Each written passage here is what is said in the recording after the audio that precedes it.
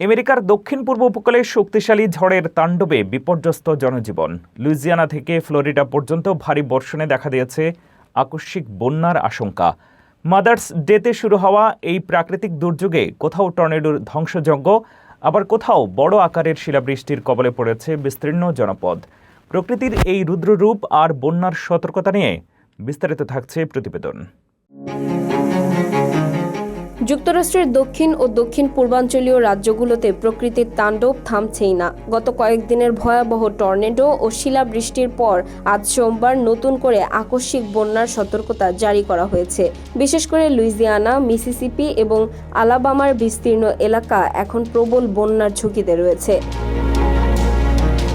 মা দিবস সপ্তাহান্তেই টেক্সাস থেকে মিসিসিপি পর্যন্ত বড় আকারের শিলাবৃষ্টি এবং শক্তিশালী টর্নেডো আঘাত হানে। এতে লুইজিয়ানা ও মিসিসিপির অনেক স্থানে ৩ থেকে ৬ ইঞ্চি পর্যন্ত বৃষ্টিপাত রেকর্ড করা হয়েছে।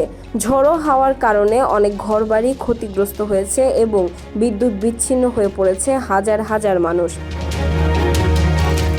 আবহাওয়াবিদরা জানিয়েছেন, সোমবার সকাল থেকেই ইন্টারস্টেট করিডোর সংলগ্ন নিউ অরলিন্স থেকে ফ্লোরিডার জ্যাকসনভিল পর্যন্ত ভারী বর্ষণ শুরু হয়েছে। ড্যামেজিং উইন্ড বা ধ্বংসাত্মক বাতাস এবং বড় আকারের শিলাবৃষ্টির কারণে জনজীবন বিপর্যস্ত হওয়ার আশঙ্কা রয়েছে। মঙ্গলবার নাগাদ এই ঝড়ো হাওয়া ফ্লোরিডার দিকে অগ্রসর হতে পারে। তবে এই অতিবৃষ্টির একটি ইতিবাচক দিকও দেখছেন বিশেষজ্ঞরা। ফ্লোরিডার যে অঞ্চলগুলো দীর্ঘদিনের দাবদাহ ও খরার কবলে ছিল, এই বৃষ্টি সেই খরা কাটাতে সাহায্য করবে। তবুও বন্যার ঝুঁকি বিবেচনায় স্থানীয় প্রশাসন বাসিন্দাদের সতর্ক থাকার নির্দেশ দিয়েছে।